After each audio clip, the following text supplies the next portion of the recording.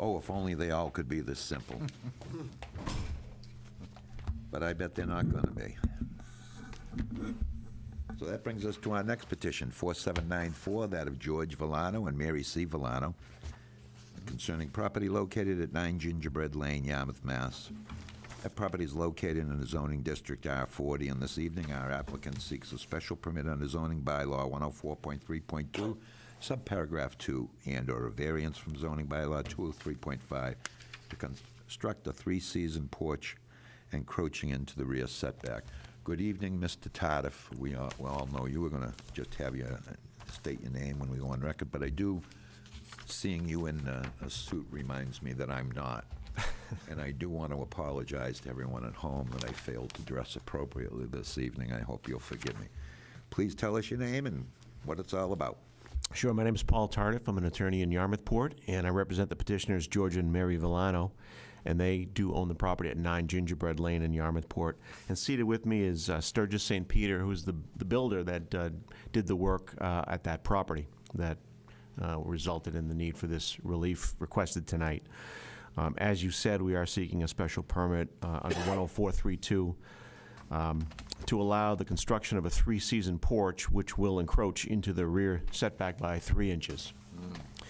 I do, for full disclosure, I want you to note that Mr. St. Peter did apply for and receive a building permit from the building commissioner for this work. The plans were all submitted. The plan was not to have the three-season porch 3 inches into the rear setback. It was to be right at the 20-foot mark. And after there was a main addition to be constructed and then a three-season porch off of that.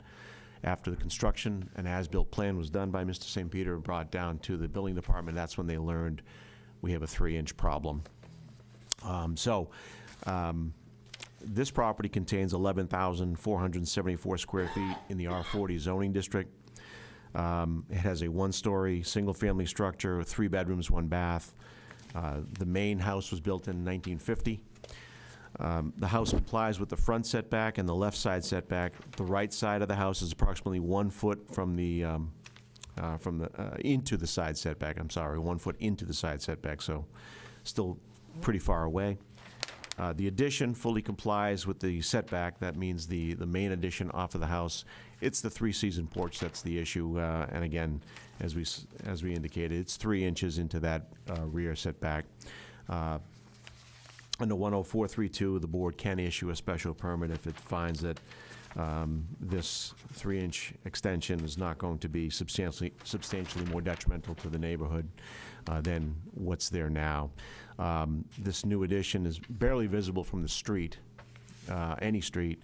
It doesn't encroach any further into the side setback than does the existing structure. There's a good degree of vegetation on the back of this property that hides it from the neighboring property.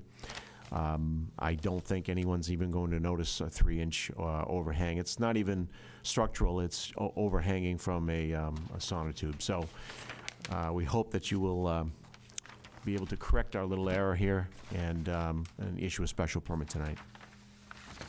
Okay, Mr. Barron, any questions of our petition? No, I have none at this time. Wow, this is a smooth-moving meeting this evening. Mr. Nicanello. Yeah, thank you, Mr. Chairman. I do not have any questions or comments. It's a very nice property. It is secluded. Neighbors seem to be okay, so it looks good to me. Thank you. Thanks. Britta? Just one, there'd be no intention of ever expanding this three-season porch. It is what it is. It's not going to be wider or deeper.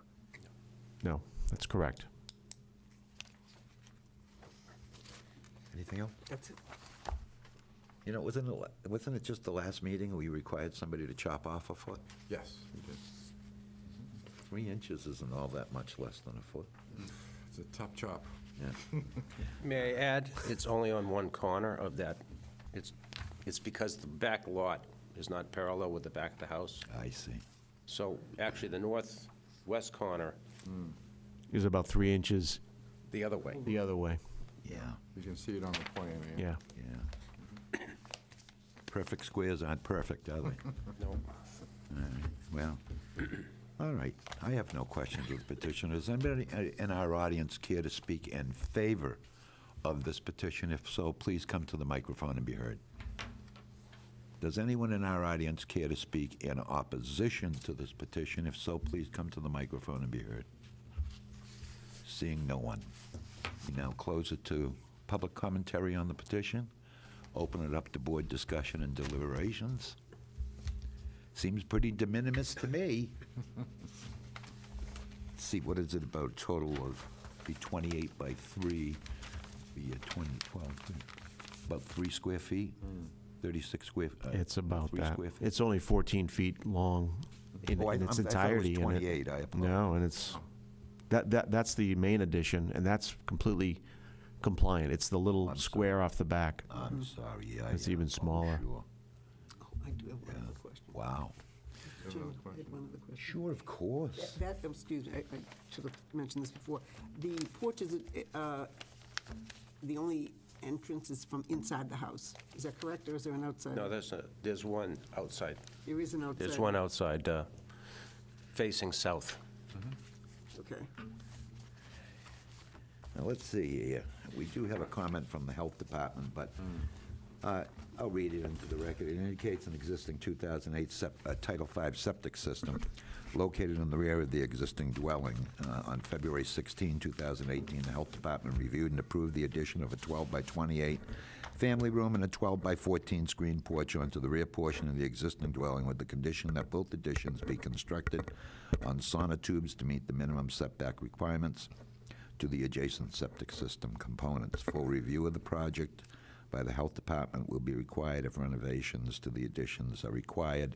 My understanding is a building permit was issued on exactly what was built, and it was built, it was only when the as-built plan was determined, rather, Correct. the as-built plan determined that there was an encroachment. And you're in a lot of trouble if we don't give relief, right?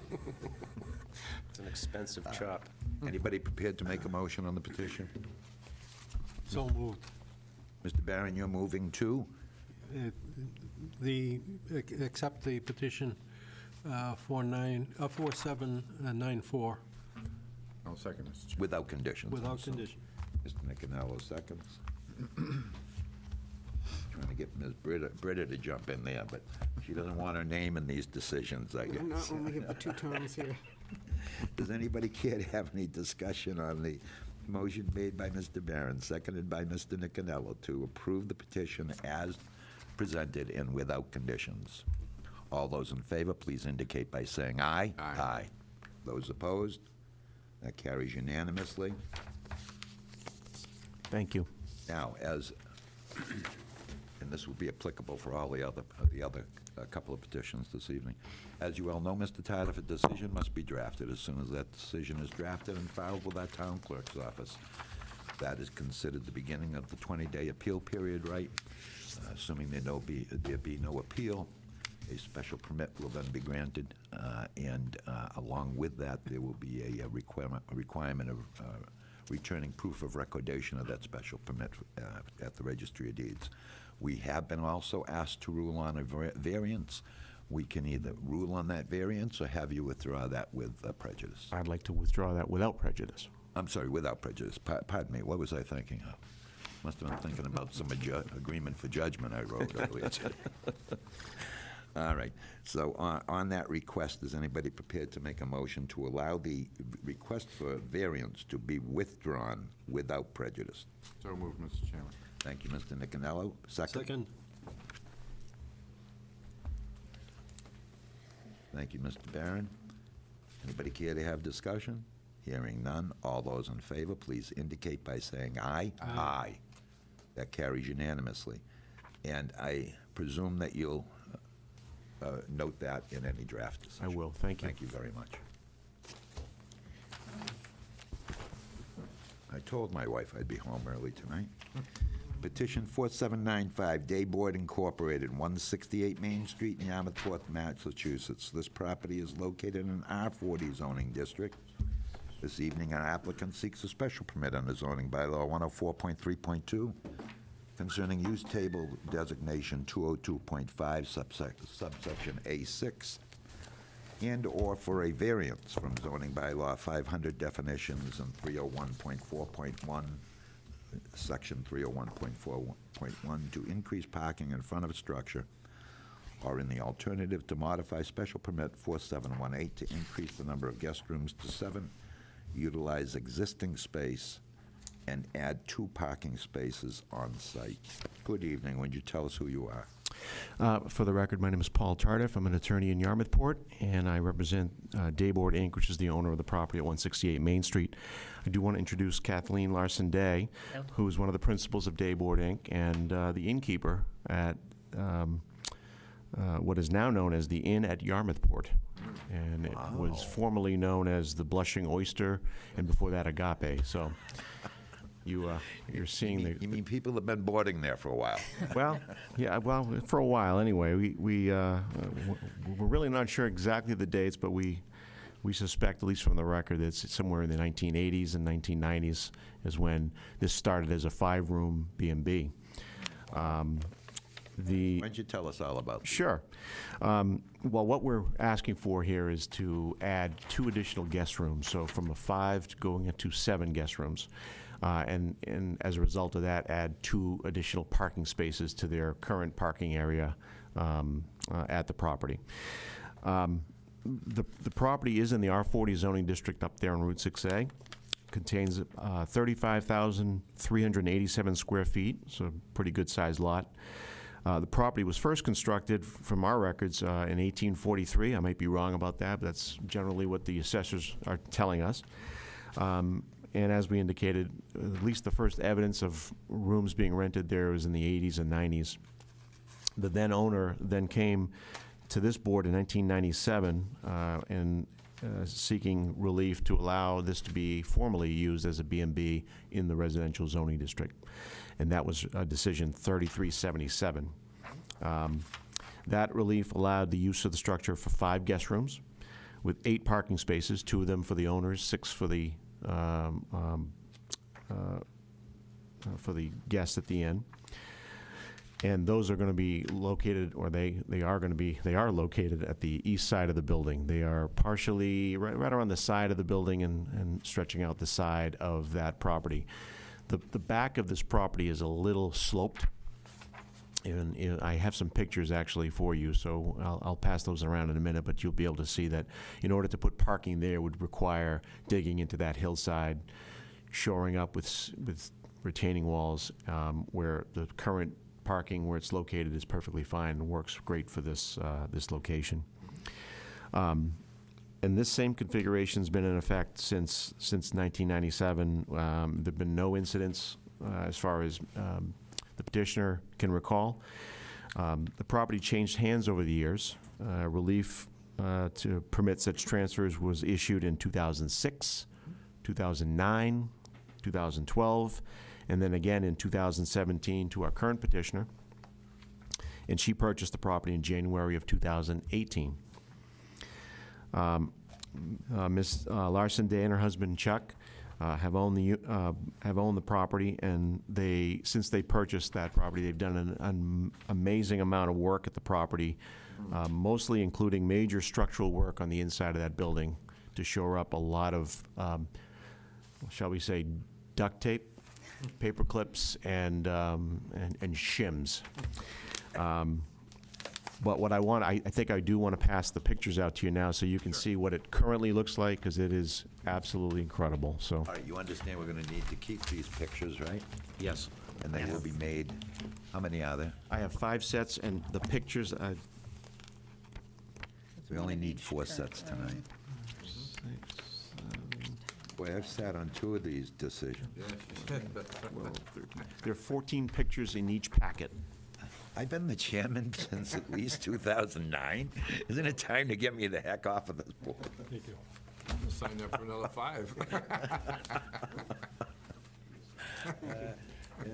Well, I know Sandy would like to get rid of me, but, all right, we're going to take this as one exhibit, okay? Mark it as one composite exhibit, That's fine. because it's so important that we think of ourselves as judges here. I just want to take you through some of these pictures. obviously the front of the building with the new sign, the Inn at Yarmouth Port. The parking area is the next picture. It's a gravel parking area that was permitted under the first relief because it was a little bit more in keeping with the character of the property. Consisting of how many spaces? 8 spaces. The third picture is really a picture of that increase in height in the back that would really make it very difficult to put any additional parking spaces where they are. The next one had it was a beautiful sunny day, apparently. Yeah. You can see a lot of, that's where those 2 cars are located. There are 6 vehicles that can be parked there currently. And if you go back to the second picture, the second picture, you can see there's a shed, and there are an additional 2 spaces there. So that's where the 8 are. If you, the next picture really shows where one of the spaces will hopefully go. It's where that mailbox is. We're going to move that someplace. But and you can also notice there's a hedge there. It's at least a 5-foot hedge, which was one of the conditions from the initial decision.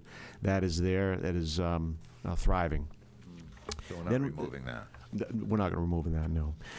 Then you go to the inside, and you can start to see really what this place is all about. It's incredible. What is this advertisement from here for? It is. It is. What's the You're phone all number? What's the welcome. phone number? They also added this outdoor area for the summer months, just an area to relax and sit and it's quiet. Again, that hedge goes around, and you can't even see it from the street. And then we have pictures of some of the, actually all of the bedrooms that are currently there. And then the last page of that packet, I'll get to that in a second, but I just wanted to show you really what that was. Now, when they bought this property, it wasn't in this condition. It wasn't, it wasn't horrible, but it wasn't up to this level. So just wanted you to see the investment that she's made as a result of buying this property. I can tell you that she has expended in excess of $390,000 to do this work. This is not in addition to purchasing the property. That's above and beyond. So the scope of that work really, again, she purchased in January. The scope of that work resulted in her losing all of the spring of 18 for rentals and also a part of the summer season. So that burden was not anticipated, but it has had a beautiful result, and the rental season that she did have last summer really is encouraging as to what the numbers that they can do currently. So the proposal at this point is to utilize the second floor. I just want to show you on this plan where we are. The front of the building that we saw in picture number 1 is right here. Okay, am I right? Sorry, here. The main entrance is here. This is where that piano room was. Kitchen is over here. The red area in back here is currently part of that's the guest quarters. The guest quarters also include the stairway going up here. So you can see this is built out. There is no second floor over this section. Right. When you come up the stairs, there's a bedroom here and there's a bedroom here. Those were part of the owner's quarters. They have never been part of the rental. Right. Okay? There's 4 bedrooms here and 1 down here. Those were the 5 guest rooms. They don't need those other 2 bedrooms. This building, you can tell, it's already constructed, so there's not going to be any new construction here except interior to turn these into additional bedrooms, each with their own separate bathrooms. So it would be a total of 7 bedrooms. Where will be the where will be the owner's quarters? The red here on the first floor, that is all they need. That's the owner's quarters. Correct. What does that consist of? Well, it consists of their bedroom here, a little bathroom here, living space, and then this kitchen is, a B&B kitchen, so. Oh, I'm sorry. I thought that you had indicated that there were stairs up. There are stairs here that lead up to these rooms, but they don't need those anymore. Okay, so that's not a cathedral ceiling. to It's the second not. floor. That is 1 story. The red is 1 story only. And that's the only section of the building like that. Gotcha, thank you. So it would just mean reconfiguring some of the interior walls, moving a door here and there, making sure the plumbing is brought up to our standards currently, and they would then be able to have the 7 bedrooms. It's not going to result in any additional employees or parking needs except for the 2 rooms. She can attest to the fact that and you've seen the rooms, there is a king-size bed, I think king in every room. Most people come in one car. And there's never been a problem with parking since they've owned it. So, again, I think that the 2 parking spaces, which I've drawn out on that plan, are not going to be a problem at all. And that hedge is going to continue to be there. That's one of the original conditions, and that's not a problem at all. But I do want to let Kathleen explain a little bit to you why 2 rooms, 7 rooms versus 5 rooms is a significant thing for this property. Oh, To make thank you. money, I presume. Yeah. Pretty simple. On to the next topic. If you want to speak. No, just to thank you for hearing our petition this evening. And my husband and I, over the last year, have thoroughly enjoyed living in Yarmouth Port, starting our business, becoming part of the community. We've also really enjoyed becoming innkeepers and welcoming our guests and helping them explore Cape Cod. As we start to get our arms around the financial situation of owning an inn, it's very easy to realize that the more rooms that you have, the more profitable you become. In fact, it turns out that there's really no difference from a fixed cost standpoint of running a 5-bedroom inn and a 7-bedroom inn. I don't need to add any more staff. I don't need any more equipment except for what I put inside the rooms. A few more eggs in the morning. Yeah, a few more eggs, which are trivial, but delicious, I may add. But in other words, the way we're operating today will absolutely handle the 2 new rooms. From a financial standpoint, it's pretty significant, the additional revenue, however. We have 2 measures that we use in hospitality. One is your occupancy rate, and on the Cape, in the B&B world, the occupancy rate on average is between 35% and 45%. The second metric is average daily rate, which in the B&B community is between $165 per night and $225 per night. When I do my financial projections kind of in the middle of that, and again, as Paul mentioned, we're new, we haven't even gone through a cycle yet. When I do my projections in the middle using those averages, at 5 bedrooms, I can't cover the costs. At 6 bedrooms, I can cover. At 7, I can make a small profit. So that's the spirit of our request at this time, is to use the existing footprint as Paul described. I'd like to also mention that we know there's demand for those 2 rooms. So looking forward on my, in my revenue management system, my booking system, I have 4 to 5 weekends that are solidly booked between July and August. I'm getting calls for those weekends already. So if I had the 2 rooms, I know I could book them. We also know there's an inn recently down the street, the King's Inn, that has been sold. It had 3 guest rooms. Our understanding is that is going to be turned into a private home again. And so adding 2 rooms would meet the demand left in the open market for those 2. So I'm going to pause there, see if you need additional information, and then turn it back to Paul. Well, I just, with regard to the competition aspect, I call it competition, sort of, I laugh at it, and I'll show you why in a second. But yeah, there's a list of some of the inns in the area and how many the number of rooms that they are operating. She just talked about the King's Inn, which on that sheet is the last one with 3 bedrooms, and that's out of business. And I say competition because I have 2 letters actually from competitors who are in favor, and I'd like to present those letters if I could. And these will be marked 2 and 3. Why, thank you. There's several copies of 2. Beautiful. Thank you. Thank you. Can I mention about our More neighbor? trees have been cut, neighbor. Mr. Nicanello. Wait. Yeah, For good purpose, Mr. Chairman. Please go on. Sure. The other thing is, because everything is really about the 2 parking spaces on the right side of the building, if you will, that neighbor who was most affected did come by and speak to Kathleen. She can tell you about that, but basically he had no issues with it whatsoever. I don't believe he's here. I don't know if he wrote a letter, but there's been no objection. And there'll be no change to the outside of the building itself, so not really anyone's going to know that there's been additional rooms there. All parking is on site. There's no parking on Route 6A. There's no parking on neighboring properties, no parking across the street. They keep everything on site. I think they've done a great job, and if you've been by, it's really beautiful. So, under 10432, I believe that the board can issue a special permit or modify the special permit that was issued back in January.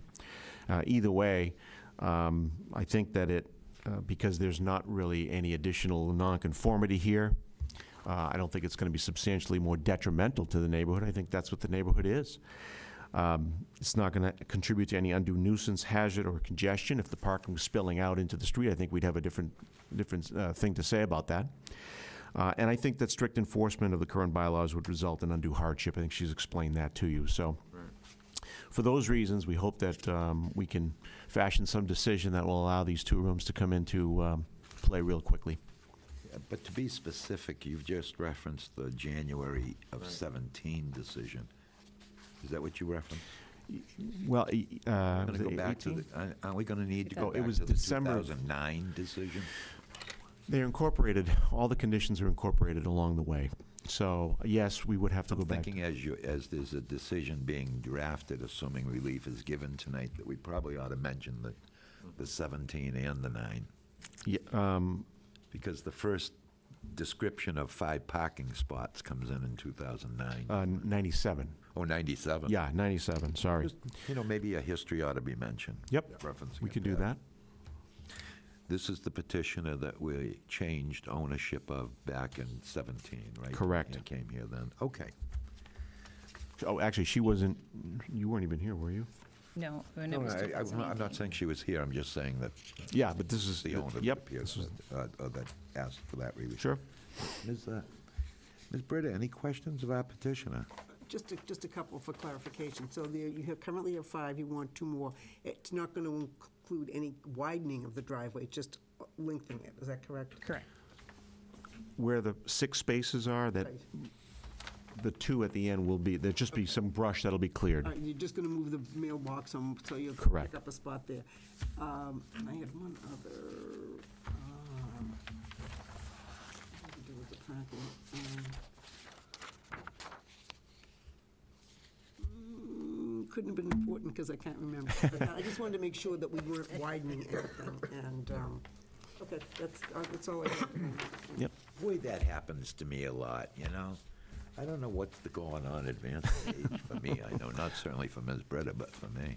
Mr. Nicanello, any questions of our petitioner? No, I don't have any questions, just a comment, Mr. Chairman, we truly appreciate your investment here in town, and we wish you the best of luck, and it's, from what you show, your pictures are very eloquent, and I think they're very affordable for what you're doing. Thank you. Thank you. Thank you. Mr. Barron? I think it's a handsome building, and what you've done on the interior is outstanding as well.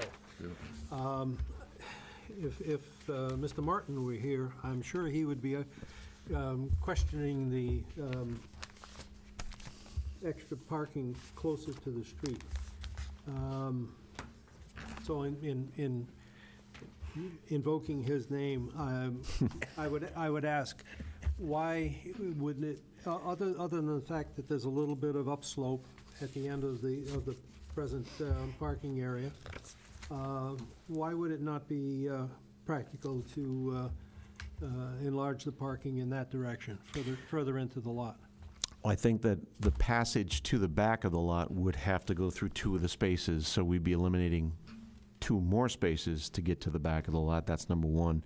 Number 2 is because of the difficulty we talked about in. Well, I understand the construction issue of doing that, but with that amount of additional land in the back, how is the rest of the land utilized?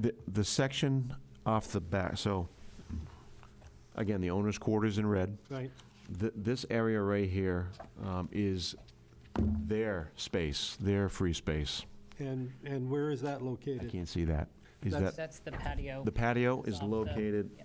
up here, Okay. all right? Yeah. So this area is their space outside, and it goes up almost to where that slope starts. That slope actually climbs up to, what's the name of that street in the back? Flintlock. Flintlock comes down and dead ends right at the back of that property, so. So I think it makes more sense, again, if you're looking at this picture, which is the second picture in on your packet, one of the spaces will be in this mess over here. I that would clear understand. out, Yeah. and then one near the road. Again, if you look at the first picture, where the sign is, you can see the hedge behind it, and that hedge is going to really protect anything No, from vision. I accept that point of view. The lower hedge is the one that would be removed by the mailbox. That hedge is not going to be removed. The lower one? Nope, right here? Right. No. This picture, in order to get to the mailbox, that lower hedge has to be To the removed. left Yeah. of the mailbox. Yeah, those little bushes, yes. Those bushes, yeah. Yes, yep. Those are bushes. Oh, well, all right. Right. Yeah, the higher hedge on the street side would shield any additional, any use of that spot for parking. I can understand that and accept that, but I'm still, my point about that you've got a lot of land in the back that ultimately could be considered for additional parking.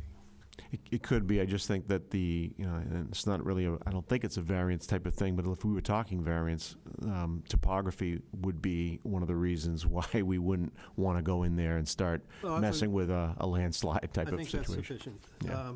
No further questions. Well, from my point of view, I'd rather have trees remain and remove a little tiny hedge that means nothing up there because it can't even be seen from the street. I do have a question, though, because as I'm looking at picture 2 again, page 2 again, and comparing it to the parked cars that I see in page 4, 2, Yes. 3, it looks like there would be enough room to park cars along that in 2, along that, I don't know whether it's concrete or wood there to the, right in front of the fence, The, creates the bed. in picture 2, where you see the shed, Kathleen and her husband backed their cars up there, and that is about the same width as about 2 cars. No, that's not what I'm talking about. I'm talking about if I compare it to picture 4, Yes? it would seem that the width of this parking lot Yes? would allow for cars to be parked parallel to the building. So can we look at 2 again? Yeah. On the left side of the picture, there's a railroad tie in the ground. Is that where you're saying you could probably? I can't tell, is that what it is, Yeah. railroad tie? What I'm saying is that if their cars were parked in there and someone parked there, they wouldn't be able to get out if they had got to. you. Yeah. Okay, that's a reasonable Yep. answer. You know, if you didn't need relief because this is a business in a residential zone, essentially, they could pull that bush out as a matter of right and put down whatever they wanted that was porous. And they could expand wherever they wanted. They wouldn't even need to come before the towns. Well, we do have the conditions in the initial decision, He said if they didn't care. Oh, if they about, didn't? You know, if this hadn't been the subject of prior relief. except that it's in front of the building. So, I mean, Yeah. I know. to me, it's just, I believe that we should, if we're inclined to grant relief tonight, we should modify the prior decisions as opposed to the grant of a new special permit or variance. Because it's truly a very small alteration, and the interior rooms, I don't think we have any say about. If you can get 10 rooms in there, what do we care, as long as there's an owner occupier, you know? But really, I want to see you make a financial success of it because you put so much of your life into it. Thank you. Not only your life, but your bank account, too, so. Does anyone in our audience care to speak in favor of this petition? If so, please come to the microphone. And seeing none, does anybody care to speak in opposition to this petition? We see none. We therefore close it to public commentary and open it up to board discussion and deliberations. Mr. Barron, your thoughts on it? I have one further question. Of course, please go And right ahead. that has to do with the very last page of the pictures. Are these all of the B and Bs on 6A? In Yarmouth Port, On 6A? on 6A. Okay. All right, that's the only question I had. I have no further questions. I just thought of a comment I wanted to make, and I think it's absolutely extraordinary that we've received Exhibits 2 and 3. I think what a fabulous community of people involved in that Route 6A Fair. guest home industry, which is a mainstay of the character of this town and of the Cape Cod, particularly that Route 6A area with guest homes. And to have two of your competitors chime in supporting your expansion of your business is, I think, just unbelievable, and the commentary on how great this town is to live in. So, Amen. the only thing we do have is a notification that I didn't read into the record. That's of the Health Department weighing in, indicating that there's a year 2000 Title V septic system with a maximum capacity of 11 bedrooms and a current bed and breakfast increase license for 5. The current floor plan on file indicates what you've just told us about the rooms to be. As the septic system is currently rated for 11 bedrooms total, the 2 additional guest rooms can be accommodated. However, an updated floor plan labeling the new owner bedrooms will be required to confirm the total number of bedrooms at the property. Full review of the project by the Health Department will be required prior to final approval to confirm the total number of bedrooms and to adjust the current bed and breakfast license. And so I would suggest that anybody inclined to make a motion, make that motion subject to satisfactory review by the Department of Health and an alteration of the license to reflect the new rooms for hire. So moved, Mr. Chairman. Mr. Nicanelli is so helpful to these proceedings. Second, but I think the earlier discussion that the development of the history of the other petitions should be included. I'm going to leave that to the good drafting skills of Mr. Tardif, which I will review very closely, Mr. Barron, to assure that he does just that. Thank you, Mr. Chairman. And if you can do these pretty quick, that'd be very helpful, since I'm going to be gone till the 26th. Okay. And I know that we can't wait to get started on these interior rooms. Comply with Board of Health and get new licensing. Yeah.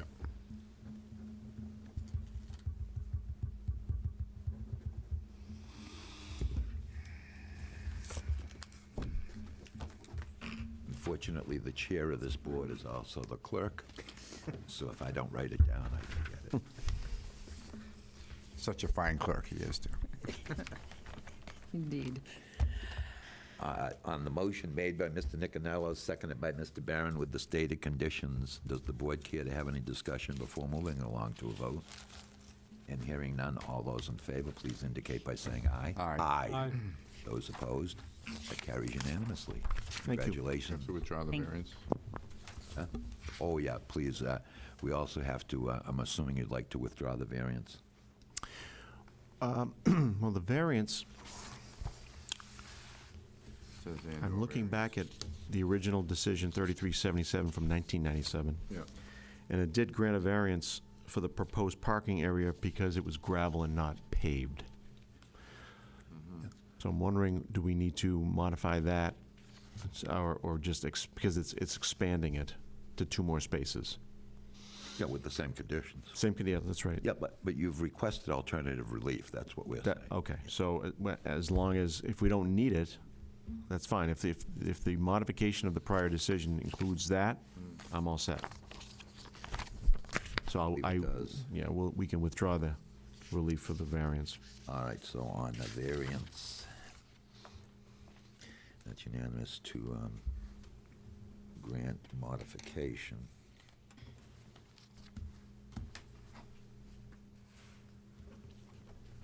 prior decisions. And is someone prepared to, Yes, Mr. Chairman, I'd like to make a motion that we accept the removal of the variance on petition 4795. and that it be withdrawn without prejudice? Withdrawn without prejudice, thank you. Second. And second by Mr. Barron.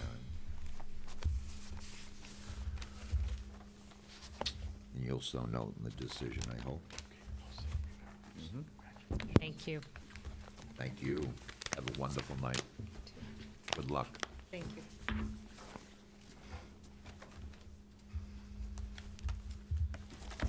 And I think that brings us to our last matter tonight, Yep. and that would be Christopher Douglas and Maria Douglas. Why don't you come right up to the table? You here for that petition? Mr. Ty- oh, Oh, Mr. Tardif's here. Oh. Well, he's a busy fella tonight, isn't he? Not at all, I'm not. Why isn't he with my firm, for heaven's sakes? I mean, oh, then he couldn't appear here, that's why. That's right. Uh-oh, uh-oh. The usual cast of customers. All right, so petition 4796, as I indicate, is Christopher and Maria Douglas. Their property that they're seeking relief for tonight is at 123 Standish Way in West Yarmouth, Massachusetts. Property located in an R25 zoning district. This evening, our applicant seeks a special permit on a zoning bylaw 104.3.2, subparagraph 2 and subparagraph 4, or in the alternative, a variance from 202.5 for multifamily use in an R25 zoning district to raise 2 residential dwellings and replace with 2 new residential dwellings on pilings and containing the same number of bedrooms. Good evening, and would you tell us who you are? Good evening, I'm Paul Tardif, an attorney in Yarmouthport. I represent the applicants, Chris and Maria Douglas. Who's that fella next to you? That is Kieran Healy from the BSC Group. Ah, And seated next to him is Mr. Douglas. I believe Maria's here. She's giving you a wave for the record. As you indicated, we're seeking to remove 2 structures, 2 separate dwellings that are on that lot currently, and replace them with 2 new dwellings. We're going to keep the same number of bedrooms, and it'll be up on pilings. The property is down in the R25 zoning district and is currently improved with a 1.5-story main house. That main house currently has 4 bedrooms with 2 baths, and it was built in approximately the 1940s. And a 2-story building with a garage on the lower level and a cottage above, which contains 2 bedrooms and was rebuilt in 1952. The lot consists of 5,227 square feet, and the 2 dwellings predate zoning in the town of Yarmouth. The smaller structure was actually, we could tell from a prior decision, the smaller structure was actually blown down in the hurricane of 1944 and rebuilt in 1952 or 51 pursuant to petition number 193. The lot is located 1 lot away from the parking for Colonial Acres Beach. Has beautiful views of Lewis Bay.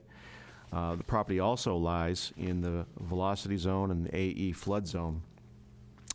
Property is a corner lot with frontage on Pilgrim Road and Standish Way. The lot is 90 feet by 60 feet, so I'm glad Mr. Igo's not here for the fact that we can average. Hey, he's not here. We are going to average the front setbacks, and again, on a corner lot, we have 2 front setbacks and 2 sides, no rear setbacks here. Based on section 203.3, 18 feet is the front setback on Pilgrim Road and 27 feet on Standish Way. The main house is currently located 14.4 feet from Standish Way and 8.7 feet from Pilgrim Road, and 6.4 feet from the southwest boundary. The cottage is 5.4 feet from Pilgrim Way, 1.9 feet from the northerly abutter, but still 25 feet from the dwelling on that northerly lot. The people out there really do enjoy their close proximity, don't Well, you know, they? My goodness. you've driven down there before. Once or twice. If you look around, that is actually the character of that neighborhood. Is that Big lot. That's a big lot considering the other lots out there, and also, you know, where they put lots and where they put structures on lots. They put them where they put them. And we didn't have the strict zoning that we have currently. Lot coverage. The lot coverage currently is 43.5%. Yeah. 43.5% current. Proposal is to knock them both down and to rebuild 2 separate structures just as they are now. But these are going to be on pilings because of a lot of the flood requirements down there. The main house and the cottage will each have parking on the ground level now, which is, you know, some of the neighbors have had some questions about parking, and now we're going to have actually space to get under there. They did have a garage, but it's limited to 2 cars, and now you can actually stretch a few more people in there on both properties. Good. The main house is going to maintain its current setbacks on the street side. So that's not getting any closer to the streets or getting further away. In fact, the property, I should show you here. Currently, this is the existing, by the way. And this is the proposed. You can see here, there's a large deck that comes out this way. And just so you, if you don't know where we are here, the water's down here, the beach is down here. So this deck was probably very vital to that. This is the proposed, and you can see we've just taken that deck out, and instead of this distance, that it's going to be increased to 13.4 feet away from that boundary. So it's going to give a little bit of more breathing room for this neighbor down here. Excuse me, so what is the percentage of coverage under the proposed plan? The proposed is going to drop to 35.3, from 43.5 to 35.3. Not only are we losing some building coverage here, but also in here, you can see how this sticks out a lot. We've shortened that up again and just had this open corridor here. The other thing you should know is we're building them on the current footprints for the most part, except shortening them a little bit. This one is staying pretty much the same, except we're pulling a deck off the back here. You can see again there's a deck right here. We've shortened that up considerably for the patio. So it's a little bit the same living space. It just won't be on the ground level as much. It's going to be up in the pilings. Who designed the building? Mark Bogosian from Longville. Handsome design. Yeah. I don't know if you got these renderings. This is what the proposed is. Beautiful. I mean, it just really takes a lot of the guesswork of what it's going to look like. And you can see them from all the different areas. Yeah. They're just going to be beautiful structures, and I think they're really going to work well. And what we're going to do, by the way, is instead of 4 bedrooms in the main house and 2 in the smaller one, they're just going to split them up 3 and 3. Oh. This has traditionally been a rental in the neighborhood, and it's not going to be anymore. The Douglases want to use it for their own uses and their own families, and so there's not going to be that turnover anymore, which is always good. Absolutely. Thank you. The Yeah, I'm going to be retiring soon, so yes. Excellent. You are? How Yep. old are you? I'm 60. I got 20 more. The health department, by the way, has given preliminary approval. Yep. And so the septic, they're going to have, they issued a condition that there's a new septic tank with a innovative alternative treatment unit. Yep. But it is going to be sized for 6 bedrooms, which is what you have now. So they're just going to add that piece to it. The maximum number of bedrooms is 6, and that's obviously without any problem. If that is a condition, that's a condition. Conservation Commission has looked at this and also approved it. Coastal Zone Management looked at this, and those organizations thought that the pilings were the way to go here because of the location and the velocity zone. Absolutely. Required. Yeah. Pilings required there? They were not. They're not actually. It's because the house and the buildings are both in the A zone. It could be built with a conventional foundation, but because it's so close to the velocity zone, the Conservation Commission recommended for safety putting in pilings.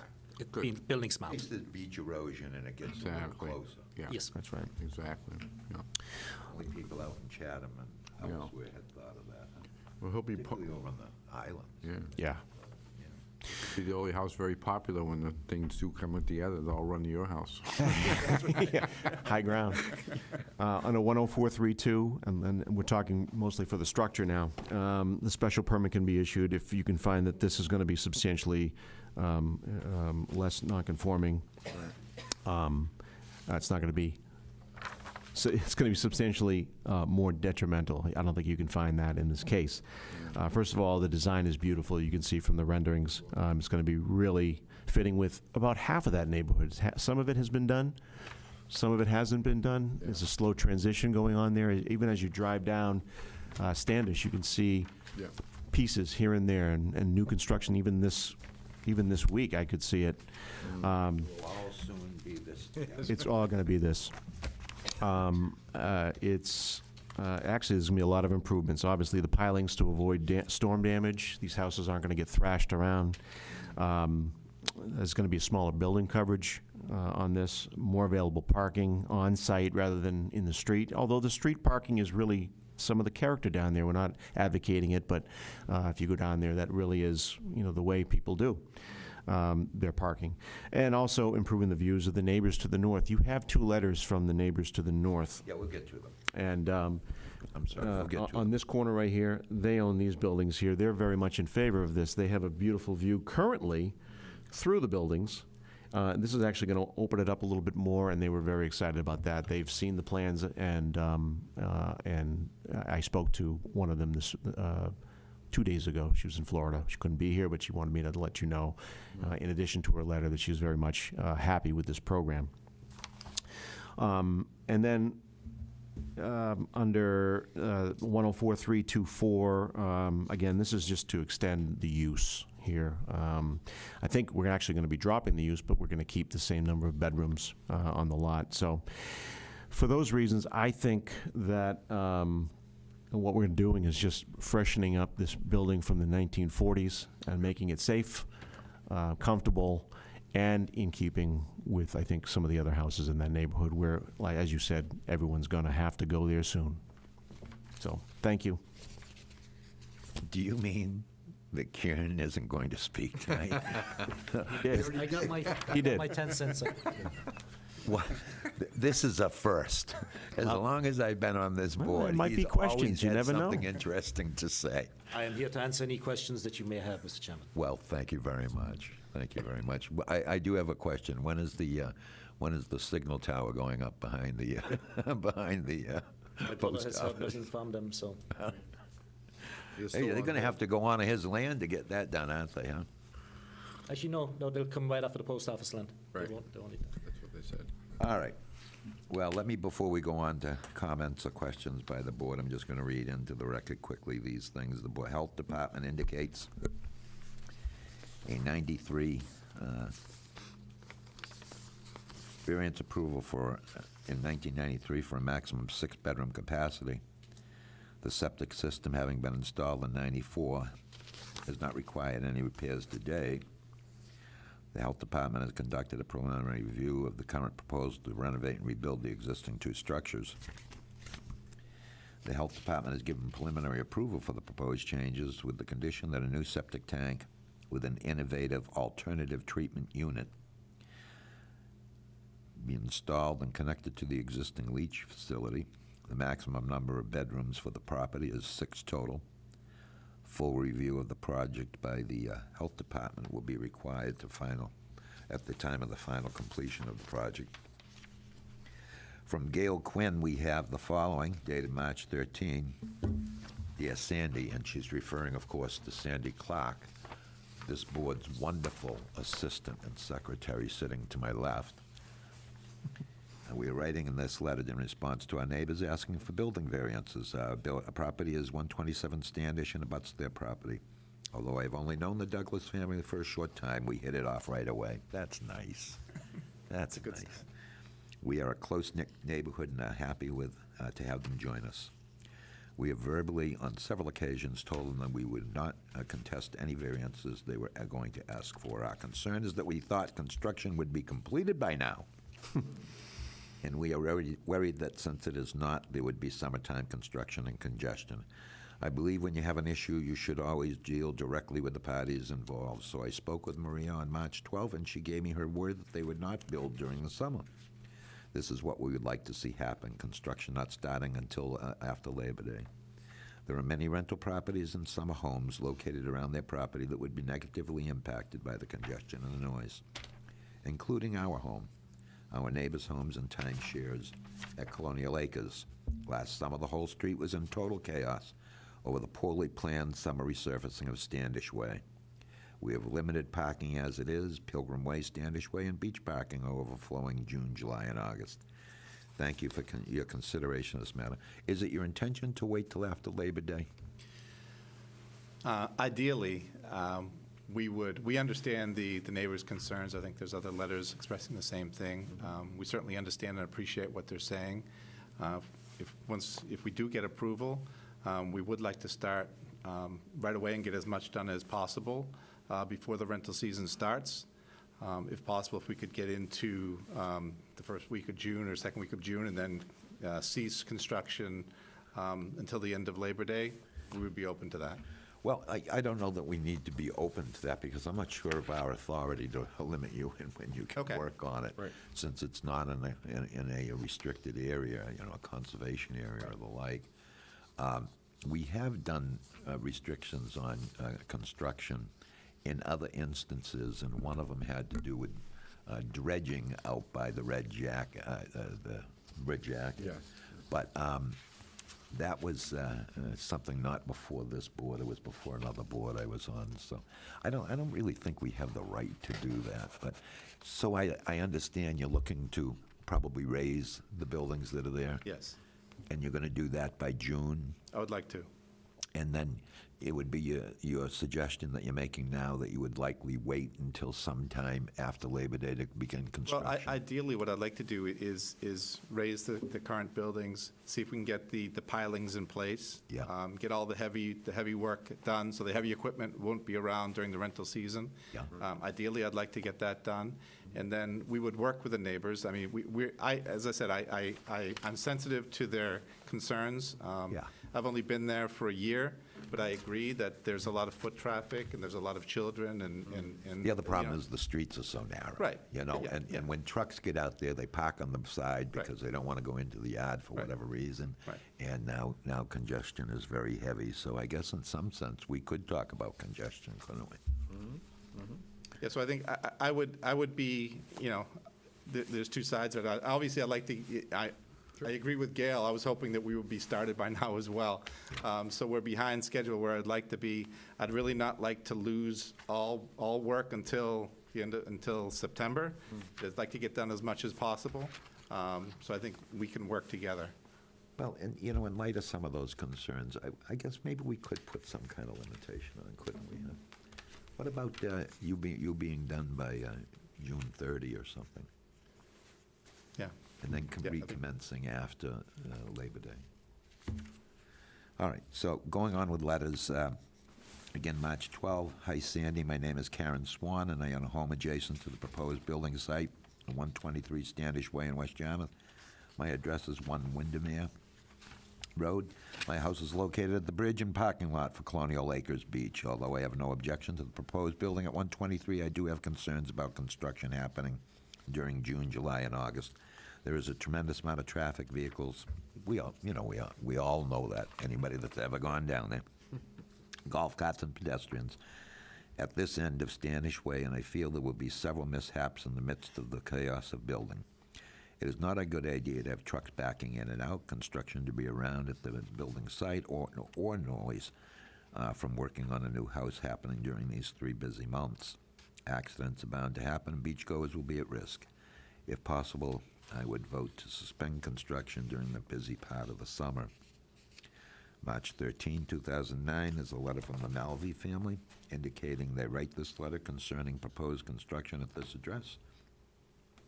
Due to a family commitment and obligations, we are unable to attend the meeting on the 14th. However, I would like to be on record to officially state our questions and concerns. Why is the special permit variance necessary if plans fall within the legal guidelines? Well, the answer to that is they do not fall within zoning guidelines as they exist, but because these are pre-existing structures, this relief can be contemplated.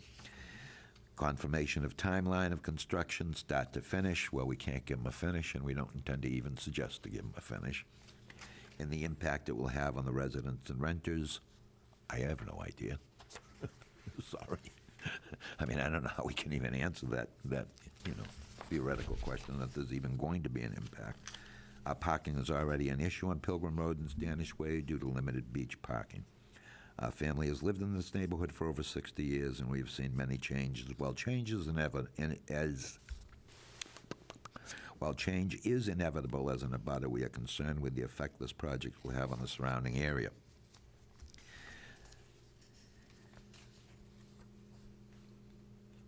David J. Cantor, do you know? Anybody know what that name is? Yeah. The Cantor? To whom it may concern, this is a letter dated April 20, 2018. Wow. Timely received, I guess, huh? Hiram and Catalino. 20 Pilgrim Road, which is across the street from the 123 Standish Way, the site of the proposed construction project. I am familiar with the plans and have no objection with this moving forward. 4/20/18, I guess did you contemplate this earlier? Is that what it is? That's husband and wife. They own 2 properties. Rosemary Catalini. Yeah. Cataloni? Cataloni, but why did they write it in 4/20/18? I'm not sure where that date comes from. To whom it may concern, I own 15 Standish Way, West Yarmouth, which is 1 house away from 123 Standish Way, the site of proposed construction project. I am familiar with the plans and have no objections with this moving forward. That's the end of our correspondence. Let's move it to members' potential questions. Ms. Britta, any questions for our petitioners? Yes, I do.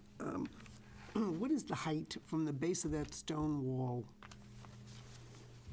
Existing height right now and the proposed height from the base of the stone wall? Because I assume you're keeping that wall, is that correct? Well, we want to take it from the street elevation where we should be taking it. I have some rough measurements on the existing, and I have, Right, because I had a hard time trying to yeah, read from the, on the existing. on both, quite frankly, but go ahead. Yeah. What do you have for existing? Okay, existing on the main house, we have 17 feet to the ridge. And then on the other, the cottage, we'll call it the garage below, we have 23 feet to the ridge. Okay, and what about the planned? The proposal? Yes. They're Yes, each, proposal. they're each gonna be 34.5 feet, Both, both. okay. So the cottage, which is really a converted garage, that's going to be substantially higher. It's not a converted garage, it's a garage with a cottage, and that was the relief in 1951. Right, but what I saw today was the garage door, so in my Oh, mind, I was right. doing main house and garage. But Right. you're right, there's a living area above it. So could you go over that again, Yeah, 34.5 feet for the house on both? on both. Okay, Right on the plans. okay. All right, the parking situation, what are you proposing in terms of parking? Well, they're gonna be able to park underneath now because of the pilings. Right, so, How many total spaces is it? yeah, because it's hard to tell from the rendering. What's the proposed parking? I would expect to be able to fit 6 spaces, 4 under the main house and 2 on the side house. And they'll both, the 2 on the side house. So it would be 6, your maximum. Under the building? Under the buildings, yes. Under the 2. Right. yeah. How many other Okay. parking spaces on site, though? There really aren't any other parking spaces on site. No. There would be some space between the front of the building and Pilgrim Road. Right. So there might be a spot there, but it would be half in the street, So you're half in the layout and half in front of the building. Because people park in front of that house now, or Right, so- used to. I don't know if you do, but I know the Right. previous owners, there were always cars parked in front of that house. That's the only parking that exists right now for the main home. There is no off-street parking currently, so those 4 spaces would be new parking spaces. Well, actually 6, 4 under your, 4 Well, in that. I guess there is a place to park for the garage house. Right, and these plans represent the change in thinking from 4 and 2 to 3 and 3 in terms of bedrooms. Correct, Okay. yes. The cottage, I noticed on the, and it's your intention now to have this owner occupied. You have no intention of renting these? Correct. Okay. On this, this is just a curiosity question. On this, why do you have 2 doors? One going into the bedroom, one going into the rest of the house? Why is that designed that way? You mean like, On this one right here, unless I'm reading this wrong, you've got a door You- here and a door here, and Mis- with the, the entry that way. So, this way, you mean up this, yes, yes. I think one's probably, what's in the back? You need a mic. You want a pointer? For the record, I'm Mark Bogosian with Longfellow Design Build. You should. Could you repeat the question so I can Why are there 2 understand? doors here? What? Because I was concerned at one point that bedroom right there, Egress. if you put a door on the inside, that actually could be, although now the owners have committed, there'll be no rentals. But at one point, if you put a door on the inside, that could have been rented out as a separate unit. We were looking to make sure we had the proper amount of egress out of the structure. Okay, so that would cover the egress out of the bedroom, and this covers egress out of the rest of the house. Correct. Okay. And then the width now, right now between those 2 buildings, the cottage and the main house, there's a little brick, I think patio. What's the width between the existing, what currently exists and what is proposed? You say it's going to be a little bit wider, which is necessary. It's very cramped back there in the back of that corner. Yeah. And it will make the view for the people on the other side of the street better, because you're widening that. It's in the neighborhood of 15 feet proposed. That's right, so it's significantly broader than what's Oh, there now. yeah, it is. Okay. On the side, the cottage, this is the one you're going to use the existing foundation? It looks like there's a concrete wall along the north side of the west side of that site. Yeah, that's not the foundation, that's a wall that That's what's gonna surrounds, yeah. Retaining wall. Stay? I think we're rebuilding it, right?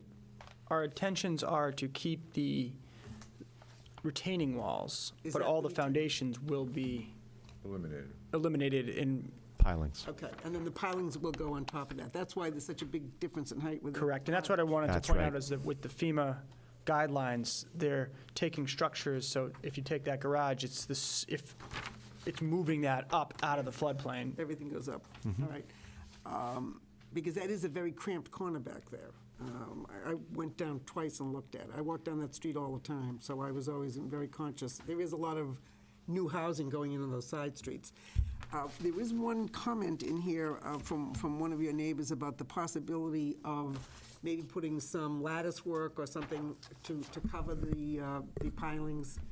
Is that, would you contemplate that as part of your design so that it's not, they're visually not?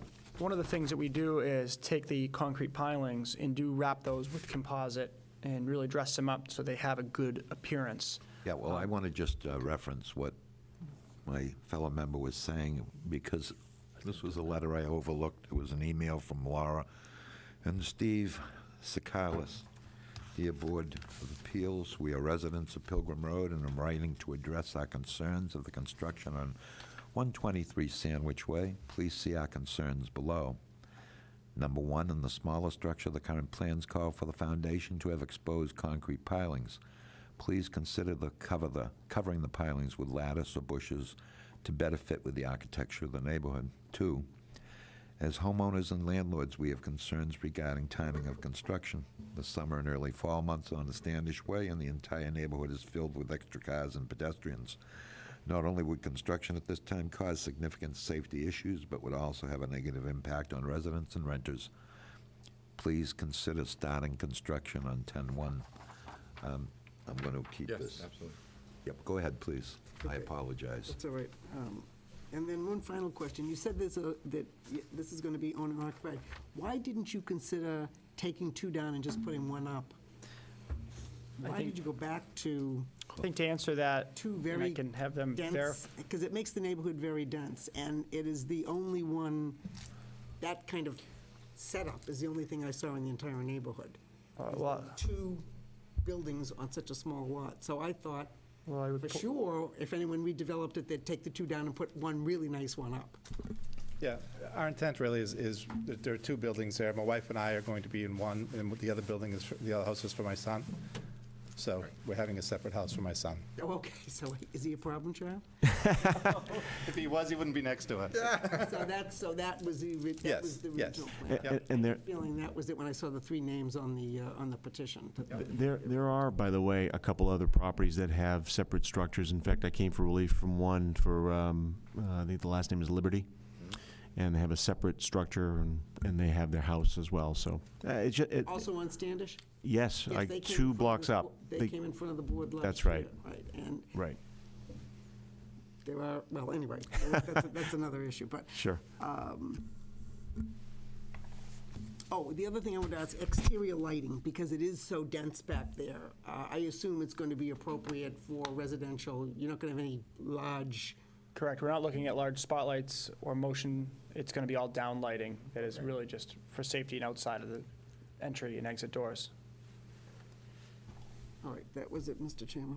Why do people around my neighborhood get upset when I turn my outdoor lights on and my dog needs to go to visit the trees? Yes, I'm sorry. Somebody raised their hand. Mr. Chairman, if I could just add one other thing about the lattice and the potential of blocking off those piers. The FEMA flood zone requirements have very strict rules about what we can and cannot put down in an area that's adjacent to a flood zone. So that's something that's going to be worked out with the building inspector, as well as They allow any breakaway panel, don't they? Ken? basically, there's a limit in what they allow as far as breakaway panels go. Lattice work is certainly a breakaway panel. The only thing about that, though, it could interfere with some of the parking. Well, okay. If I'm a neighbor, I agree, I don't want to look at those concrete pilings that I'm looking at in this rendering, And let me tell I you. would point out that we have built several houses on pilings, and in many communities, they are not in favor of the breakaway walls. So based off of those I didn't findings. say walls, I said lattice work. Well, even the lattice, because we've unfortunately in situations not been allowed to do that, we've worked very hard in designing columns with underneath being all composite, making it so it does have a much nicer appearance than a typical concrete piling. That's not what we're showing in the renderings, though, so we're going to have to address it in some fashion in any. And we'd be happy to condition that we do wrap and, No, it's a real simple resolution. You wrap them, and then you put in the trees that you've shown in the rendering. That's real simple. That's how to do it. Okay, so we may just require the planting of arborvitaes around it that do not interfere with the access to and from the park.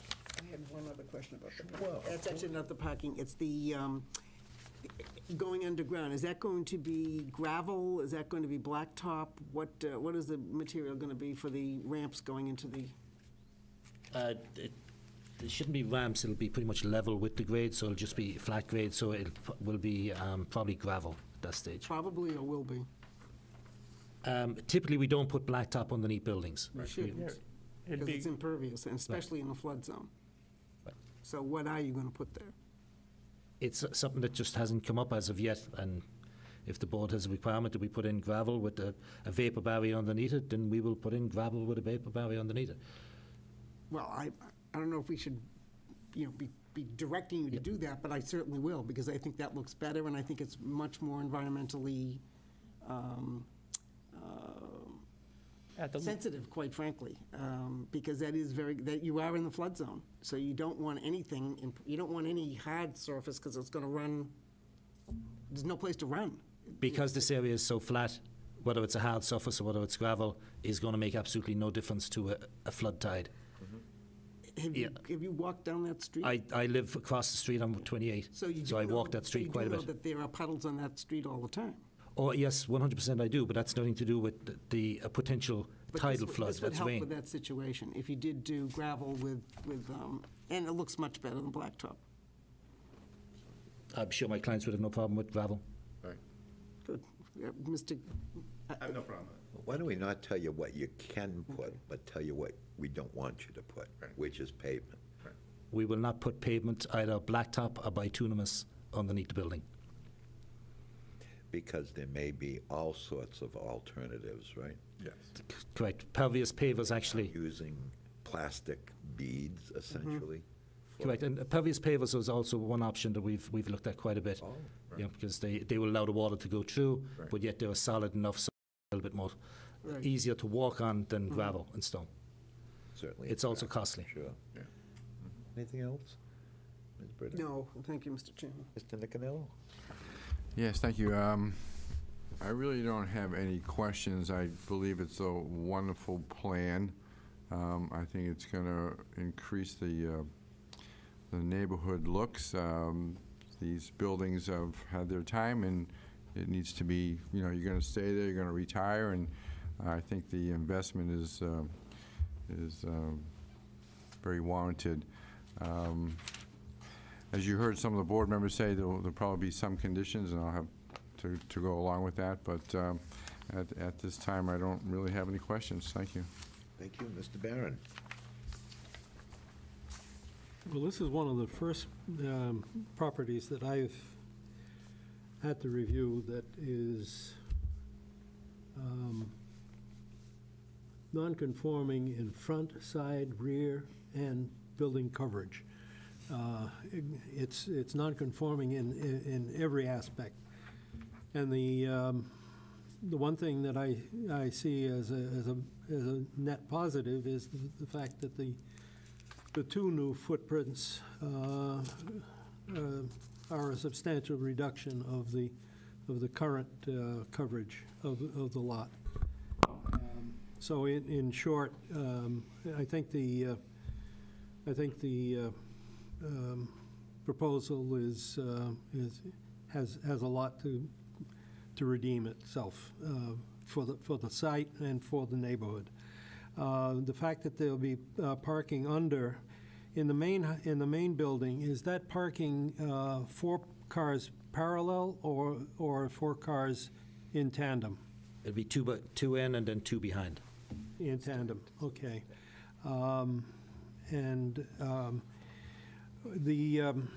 The requirement by, well, I don't know if it is a requirement.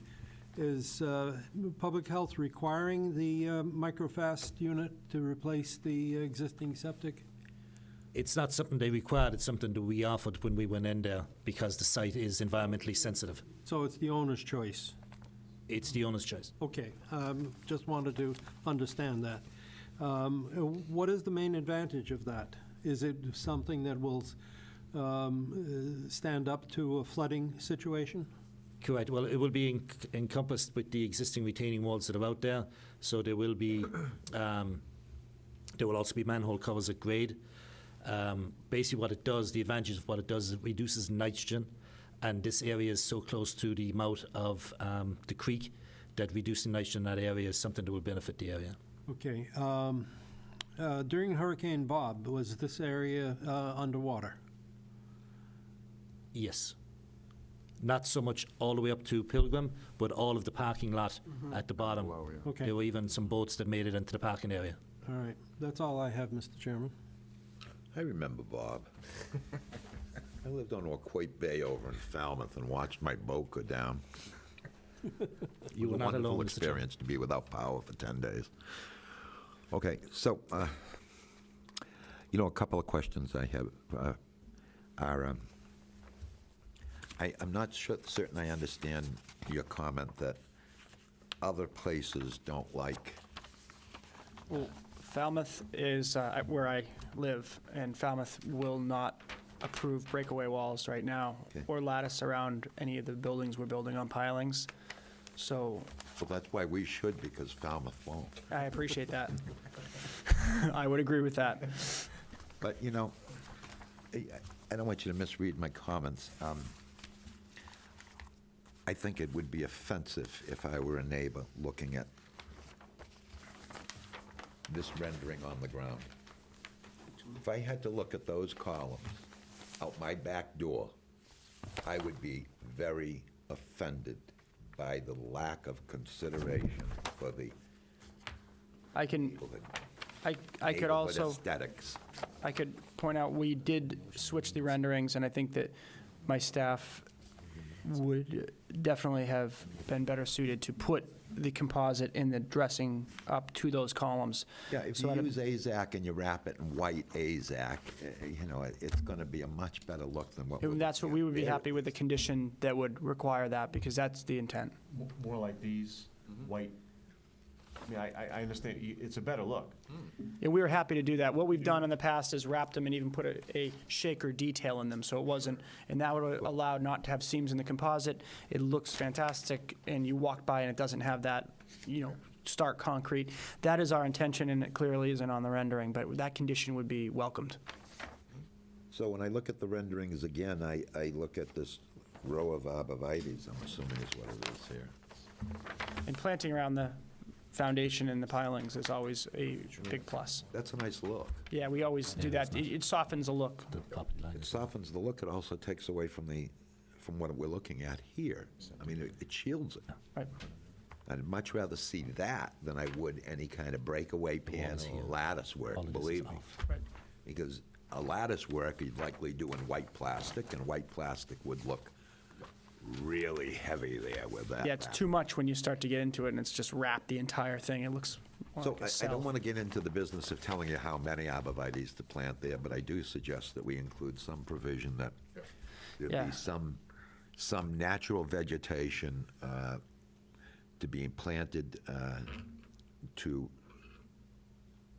help screen the columns that we're looking at, and that each column be wrapped in whatever material you want. I'm not here to sell AZAC, but whatever composite material you want, Non-exposed concrete.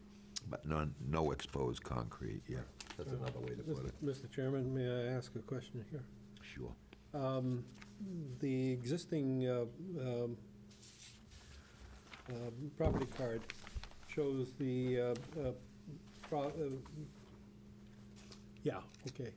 shows the different plants against the building, whereas your sketch shows planting near the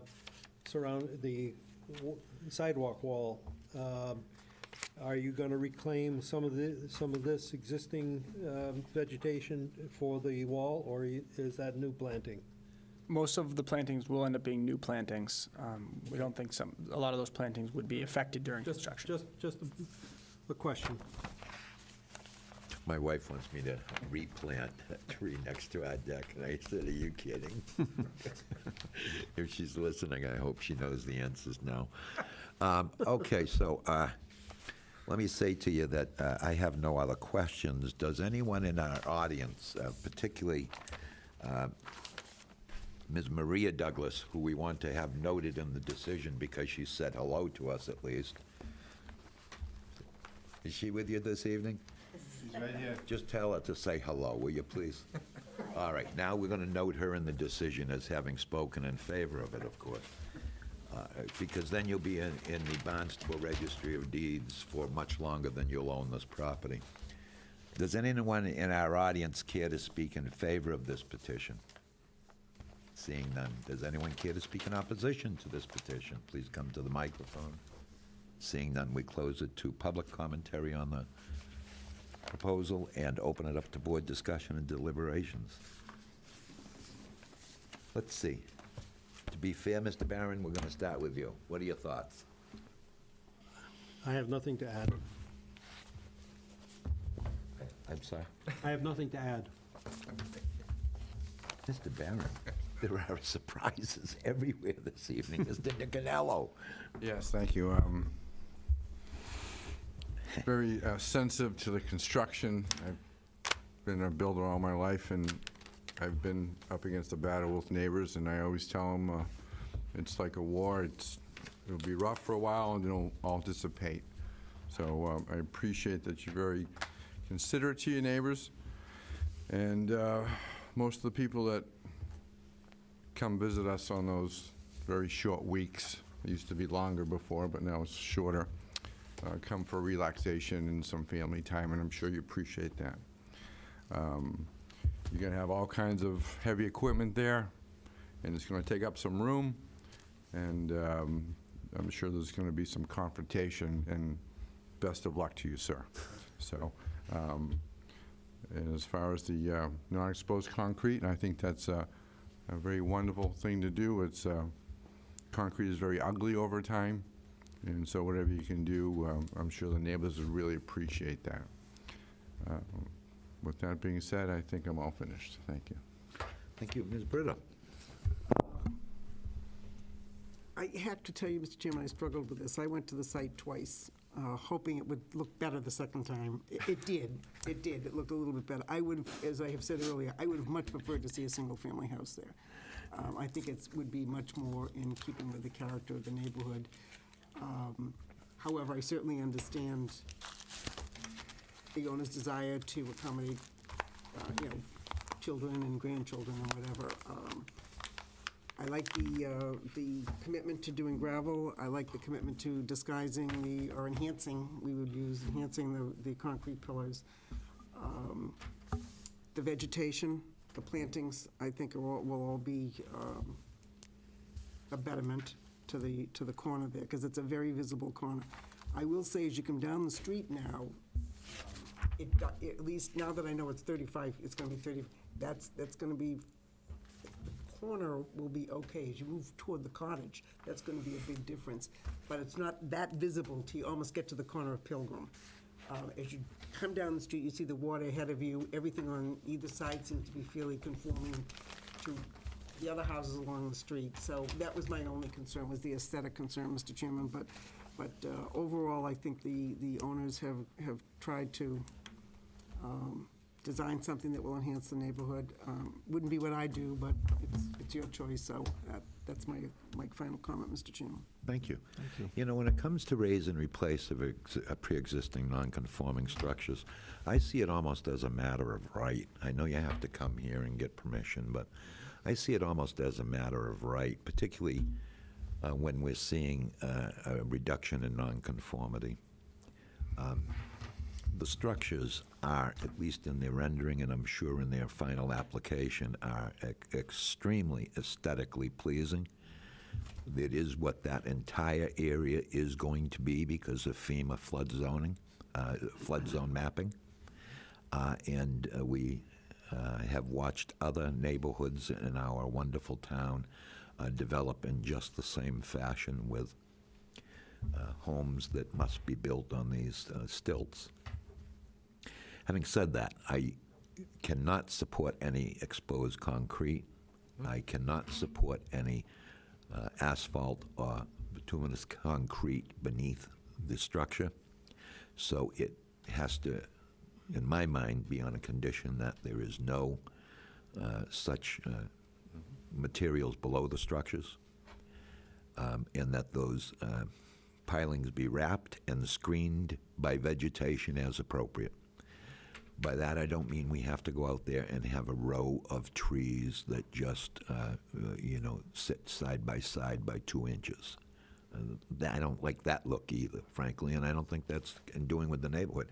But what I do mean is that you have to put in a reasonable number of plantings that we're not going to define by number because, just use your logical heads. This is the way we want to see all properties developed. But I am concerned about the start date and the stop date and the start date. I understand fully all the neighbors' concerns, and I had suggested June 30. I think it's a more practical thing. One can tear down a structure pretty quickly if they're of mind to do so, and June 15 is not a bad date to consider.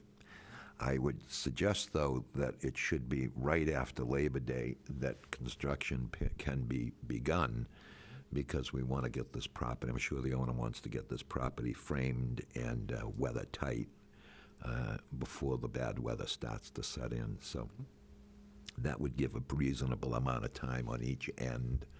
That would be about 2.5 months to get it weather tight, and that's not an unrealistic timetable, so.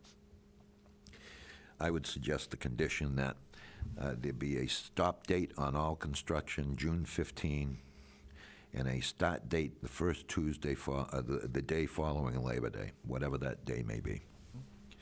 That there be no pavement, whether asphalt or concrete, below the property. That the pilings all be wrapped in, you can use pine, I don't care, but I wouldn't recommend it.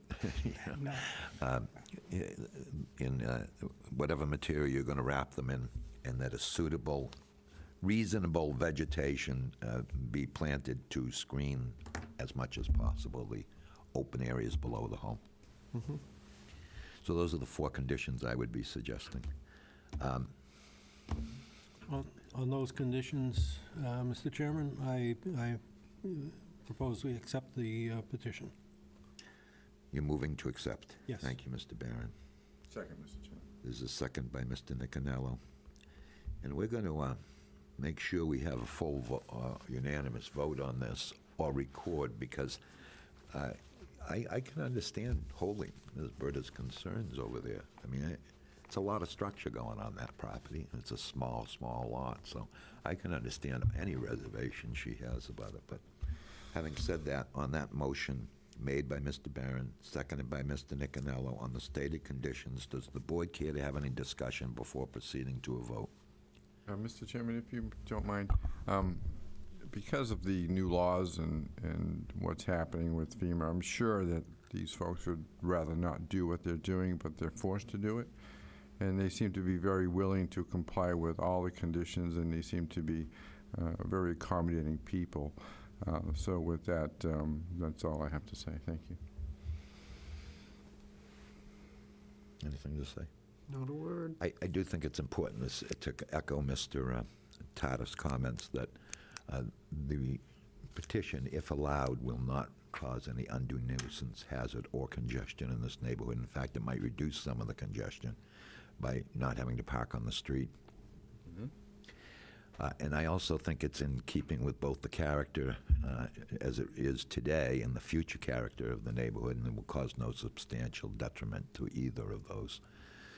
Having said that, all those in favor of the motion on the stated conditions, please indicate by saying aye. Aye. Aye. Those opposed? That carries unanimously.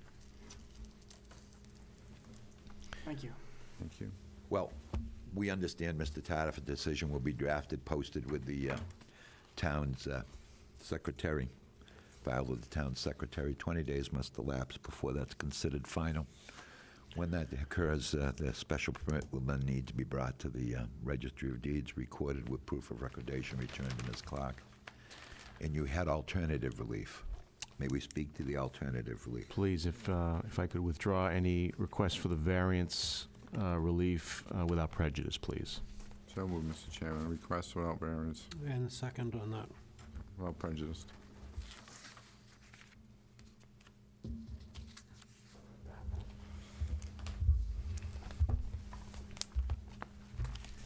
You know, it's going to reverse who moved and who seconded.